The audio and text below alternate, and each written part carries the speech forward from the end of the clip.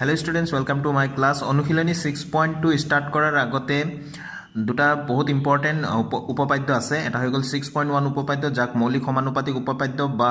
थेल्सर उपपाद्य बुलिও জনা যায় হেতু ইতিমধ্যে ইয়াৰ আগৰ ভিডিওত কৰিছো তোমালোকে নিশ্চয় চাই লৈছা যদি নাইছো কোনো কথা নাই ইয়াৰ ডেসক্ৰিপচনত এই ভিডিও ডেসক্ৰিপচনত মই লিংকটো দি দিম তোমালোকে চাই লবা আজি কৰিম আমি আন এটা ভেৰি ইম্পৰ্টেন্ট উপপাদ্য 6.2 এই উপপাদ্যটো মৌলিক সমানুপাতিক উপপাদ্য বা 6.1 উপপাদ্যৰ বিপৰীত উপপাদ্য বুলি জনা যায় ইয়াত দিয়া আছে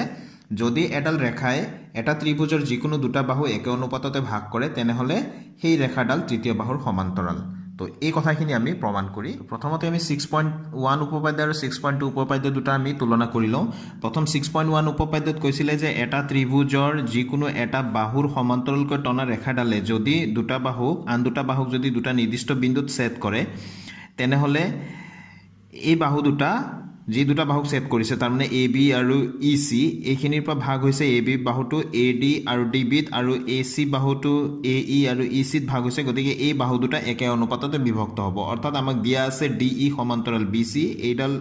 रेखा और एडाल रेखा समान्तराल बुली दिया আছে तेनहले एडाल रेखाय जत जत भाग करिছে एखिनिर पर तो हेतुए কোৱা হৈছে যে অনুপাতটো A D by D B এটা অনুপাত হৈ গল এটা অনুপাত হৈ গল এ ই বাই ই সি এই অনুপাত দুটা সমান বুলি আমাক কৈছিলে এটো 6.1 উপপাদ্য মতে বা থেলছৰ উপপাদ্য মতে বা মৌলিক সমানুপাতিক উপপাদ্য মতে এটো হয় এতে 6.2 উপপাদ্যত কৈছে যে যদি এডাল ৰেখায় এডাল ৰেখায় ত্ৰিভুজৰ দুটা বাহুক যদি একে অনুপাততে ভাগ কৰে অৰ্থাৎ এইখিনিত ভাগ কৰিছে এটা বাহুক ইয়াত ভাগ কৰিছে তাৰ মানে এ ডি আৰু ডি বি এটা এজোৰ টুকুৰা হৈ গল আন জোৰ টুকুৰা এ ই আৰু ই সি গতিকে প্ৰথম জোৰ টুকুৰাৰ অনুপাতটো A D by D B আৰু দ্বিতীয় জোৰ টুকুৰাৰ দ্বিতীয় জোৰৰ অনুপাতটো হৈ গল এ ই বাই ই সি এই অনুপাত দুটা যদি সমান হয় তেনেহলে জিডাল ৰেখাই কাটিছে সেইডাল ৰেখা তৃতীয় বাহুটোৰ সমান্তৰাল হ'বই হেতু হল 6.2 উপপাদ্য মতে ঠিক আছে তো এই কথাখিনি তোমালকে ভালকৈ মন কৰিবা এইখিনি মই বুজিবৰ কাৰণে দুটা আমি মই তুলনা কৰি দিলো ঠিক আছে ইয়াৰ পিছত আমি 6.2 উপপাদ্যটো প্ৰমাণ কৰো আহা মই ইয়াত স্টুডেন্টস প্ৰশ্ন হিচাপে লিখি ললো উপপাদ্যটো প্ৰমাণ কৰা যে শব্দকেটা লগাই দিলো বাকিখিনি একে আছে तो ইয়াতে আমি সমাধানত স্টার্ট কৰিলো ধৰা হল ত্ৰিভুজ ABC ডি ই ৰেখাই AB আৰু BC বাহু ক্ৰমে D আৰু E বিন্দুত ছেদ কৰে চিত্ৰটোত চাও এটি ABC ত্ৰিভুজ এডাল ৰেখা এনেকৈ পাস কৰি দিয়া হল এই ৰেখাডালে AB বাহুক D বিন্দুত আৰু AC বাহুক E বিন্দুত ছেদ কৰিছে কেনেকৈ ছেদ কৰিছে প্ৰশ্নত দিয়া আছে হেকাৰণে এটো লিখা গল যে যাতে AD by DB equal to AE by EC কাৰণ ইয়াত কৈছিলে যদি এডাল ৰেখাই এটা ত্ৰিভুজৰ যিকোনো দুটা বাহু একে অনুপাততে ভাগ কৰে বুলি কৈছে একে অনুপাততে যদি ৰেখা এডালে যদি ভাগ কৰে তেনেহলে সেই ৰেখাডাল তৃতীয় বাহুৰ সমান্তৰাল গতিকে এইডাল ৰেখাই AB আৰু AC একে অনুপাততে ভাগ কৰিছে AD by DB equal to AE by EC তেনেহলে প্ৰমাণ কৰিব লাগে যে এই DE ৰেখাডাল BC ৰ সমান্তৰাল হয় এই কথাখিনিকে ইয়াত লিখি দিয়া গৈছে ঠিক আছে তো এই প্ৰমাণ কৰিবৰ কাৰণে এটা আমি অঙ্কন কৰিলম যে এই ডি এনেকে DE ড্যাশ ৰেখাডাল BC ৰ সমান্তৰাল বুলি আমি ধৰিলম ইয়া লিখি ললো প্ৰমাণত ধৰা হল DE ড্যাশ সমান্তৰাল BC তাৰমানে এই DE ড্যাশ এই ৰেখাডাল BC ৰ সমান্তৰাল হয় বুলি ধৰি লৈছো ঠিক আছে তো যদি সমান্তৰাল হয় তেন্তে এতেকে থেলছৰ উপপাদ্য মতে কি হ'ব AD by DB equal to AE dash by E dash C তাৰমানে এই ৰেখাডাল যদি BC ৰ সমান্তৰাল বুলি আমি যদি ধৰি লওঁ তেনেহলে কেনেকৈ হ'ব লাগিব যদি সমান্তৰাল হয় AD by DB equal to AE dash by E dash C এটো থেলছৰ উপপাদ্য মতে অৰ্থাৎ 6.1 উপপাদ্য মতে নহয় জানো এটোক আমি নাম্বাৰ 2 বুলি দিলো তেনেহলে এক নম্বৰ সমীকৰণ ওপৰত যেটো দিয়া আছিল আমাক এটো প্ৰশ্নত ইয়াৰ ইংগিতটো দিয়া আছিল গতিকে আমি এটো লিখি লৈ পেলাই এক নম্বৰ সমীকৰণ দিছিলো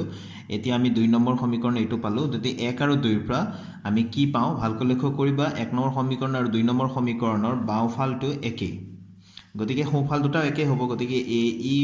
by EC equal to AE dash by E dash C আমি লিখিলো 1 আৰু 2 ৰ পৰা এতিয়া আমি স্টুডেন্টস এই সমীকৰণত দুইফালে আমি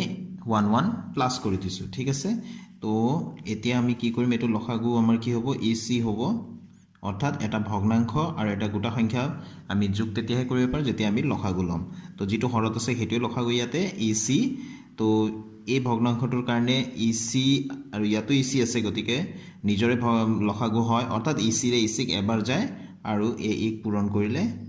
এক পূৰণ কৰিলে AE হ'ব মানে সহজ অৰ্থত ক'বলৈ গ'লে নিজৰ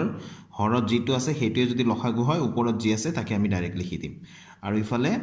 1ৰ লগত EC মাল্টিপ্লাই কৰিলে 1ৰ লগত যি মাল্টিপ্লাই কৰা যায় সেইটোৱে পাম EC ঠিক সেই ধৰণে এইটো সাইডতো আমি কৰিম E ডেশ C টো আমাৰ লসাগু হৈ গল গতিকে AE ডেশ টো আমি লিখিলো আৰু 1ৰ লগত এইখিনি লসাগুটো পূৰণ কৰিলে E ডেশ C এ মানে 1ৰ লগত যি পূৰণ কৰা যায় সেইটোৱে পাম এতিয়া আমি তলতটো EC আছে AE plus EC এতিয়া ছবিত আমি চাও AE কোনখিনি এইখিনিৰ পৰা এইখিনিলৈ AE আৰু ইফালে EC তো AE টুকুৰা আৰু EC টুকুৰা মিলি প্লাই কি হৈ যায় সম্পূৰ্ণ AC হয় নহয় জানো গতিকে ইয়াত আমি কি লিখিম AE plus EC এটো কি লিখিম AC ঠিক আছে ঠিক একেদৰে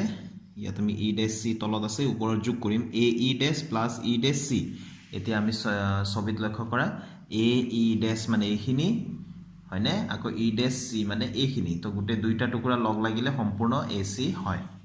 তো আমি ইয়াতে লিখিম এতিয়া AC তো দুইফালে AC AC আছে আমি কাটি দিব পাৰো তো থাকি গল EC আৰু 1/EC = 1/E dash C অৰ্থাৎ আমি লিখিব পাৰো এতেকে EC = E dash C কিন্তু এটো সম্ভৱ জানো ভালকে চোৱাচোন E dash C মানে ইমান দীঘল আকৌ EC মানে ইমান দীঘল কিন্তু আমি তো অংক কৰি পালো যে E dash C আৰু EC সমান বুলি কিন্তু এটো সমান নহয় আমাৰ চিত্ৰমতে নহয় জানো